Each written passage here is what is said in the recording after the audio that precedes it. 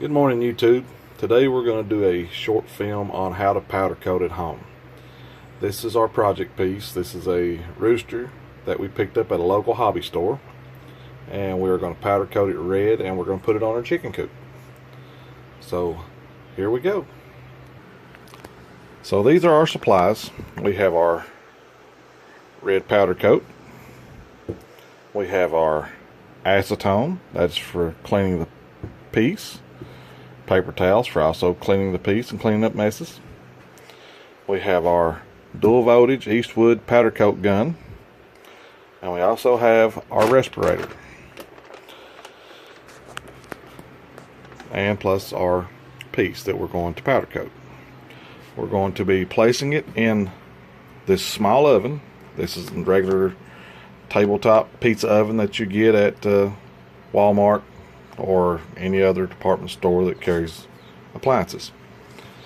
So let's go ahead and get started. I'll clean the piece and be back in just a second. So we have the piece cleaned. The acetone is for taking off fingerprints, dirt, any impurities that will cause you trouble in your powder coat finish. It can cause fish eyes. Dirt can cause some problems, so it's best to clean the part thoroughly using acetone, a paper towel, or a cloth, lint-free cloth, and some gloves. So now our piece is hung and ready to be sprayed with powder. So I'll go ahead and start prepping the gun and getting it set up with the air compressor. The air compressor is going to be set on right around 20 to 25 psi. Any more than that and it would just cause a mess and possibly damage the gun. So I'll go ahead and get the compressor ready and get the gun started, get everything set up, and I'll be back in just another second. Okay, so as you can see, our test piece is already hooked up. We have our negative lead over here to our control box. And as I was telling you, this is a dual voltage gun. You have two settings. One setting is for a light coat, and the second setting is a higher voltage setting, and it will give you a deeper coat. It will help you do more coverage on the part, get into tight places. I like using the second setting because it gives you a better finish first time around. You don't have to really try to do double coats. One coat with the higher setting does really well. Now, how you activate the gun to get the box to actually send a signal to the gun to electrify it so your powder will stick to your part is this little black button. It's connected to a lead and it goes straight to your box also. You have to press and hold the button and spray at the same time. If you don't, powder may not stick, it won't have a good charge, and you may have your powder actually falling off your part. So we'll go ahead and do a light spray just to get the powder into the gun so that we can go ahead and start our process. Okay. So there we go. As you can see, we have our chicken audience. Those will be the ones benefiting from the powder coated rooster for the chicken house. So let's go ahead and powder coat our part and get it ready.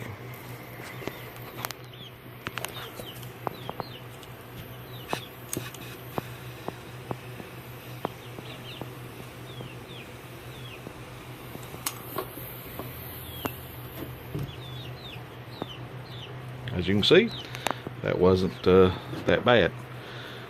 Actually looks pretty good.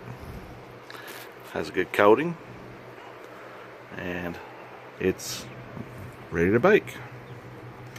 So all I have to do now is take the part, place it on an oven rack, set the oven to right around 385 to 400 degrees for 30 minutes. That's the cure time for the powder. And when we take it out after it cools off, we'll have a powder coated shiny red chicken. So while we're waiting for the part to cure, I'm going to show you my process of how I clean my powder gun when I'm finished with spraying. I'll usually disconnect my air pressure because we're going to have to blow the powder with a blowgun. Powder is easy to clean up. It's not like paint. There's not a lot of chemicals involved. So the cleaning process is fairly easy compared to having to clean a paint gun with solvents, wash it, clean it, etc. So we'll take a blowgun. See that? And it's an ancient blowgun, but it still works great. So plug it into our air hose. Now, you'll have to bear with me. I'm having to hold the camera plus try to clean this all up at the same time. So it may be a little shaky. I'm sorry for that, but our future videos will try to do a lot better. So what I'm going to do is I'm going to spray all the excess powder off of the gun and off the bottle and clean up the outside before I start to take the bottle off. So I'll go ahead and get that, and I'll be back in just a second. As you can see, the outside of the gun is pretty well clean. There might be a few little spots where I need to get it a little better. Now I'm going to do the inside of the powder gun, and what I usually do is I take off the deflector, which is the little blue piece here on the end.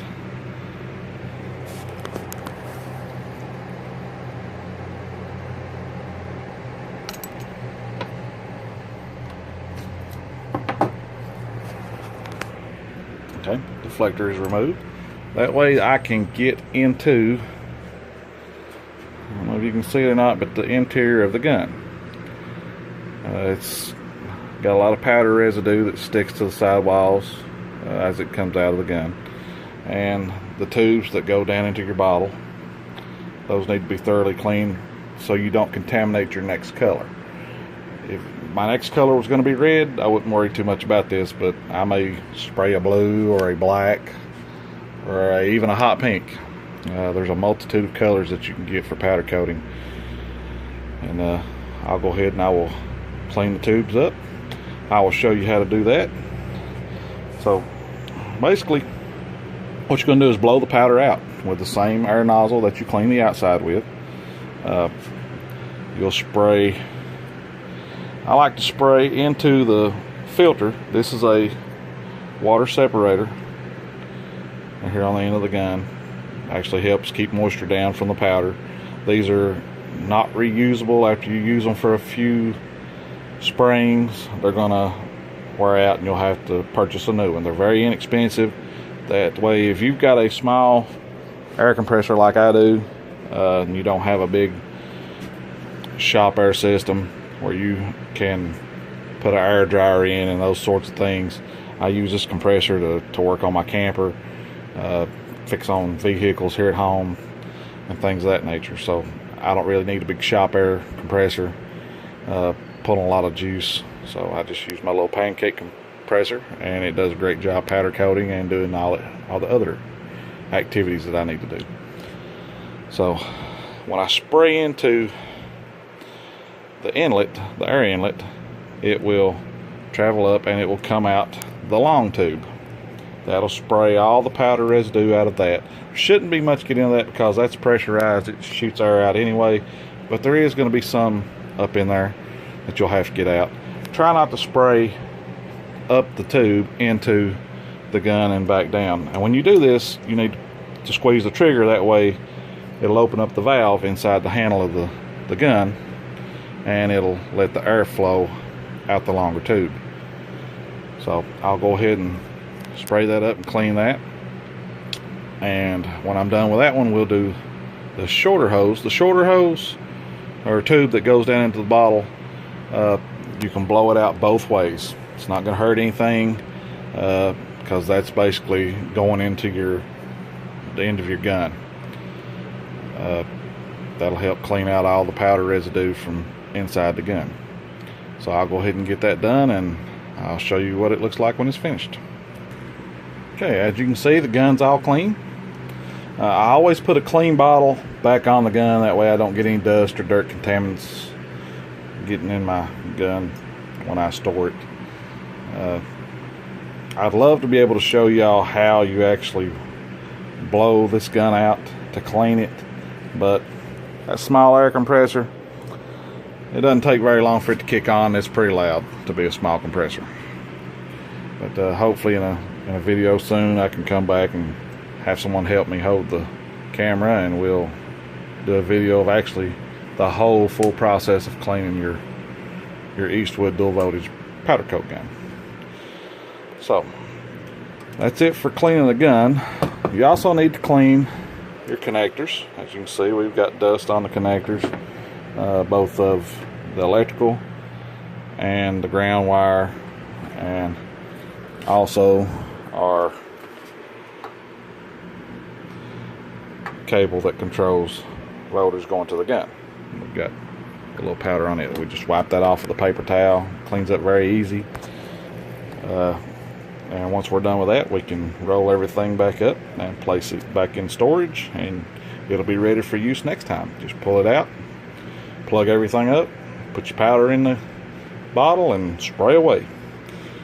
So we're still waiting for our part to cure, and as soon as it cures, we'll bring it out of the oven and we'll check it out and see how good we did. As you can see, our gun is neatly tucked away back in its original box, and it's ready for storage. So we're still waiting for the cure process. We have about another 10 minutes and it will be finished, and we'll be able to take the part out and check her out. Okay, as you can see, this is our finished product. We have a red chicken. That was our goal, and it looks like we accomplished. Now there are some imperfections around the edges, as you can see. That was from probably the coating that was on the edges, that I really didn't want to take it off because it was actually part of the artwork from the hobby store to make it look rusty. It was, like I said, it was a piece of galvanized sheet metal, and it already had a coating on it. I wiped the coating off the best I could, and I left the edges, after I cleaned them, I left that rust-like coating on there, and I was kind of hoping it would show through a little bit better, actually, to make this look a little more weathered. But I'm sure it's going to sit out in the weather for a long time, and the powder coat process is stronger than paint, and I believe this thing should last a very long time, and I probably won't see any kind of wear on it for the next few years anyway. But that was our process. If you got any questions, comments, let me know. If there's something that y'all know how to do that I don't know, please feel free to let me know.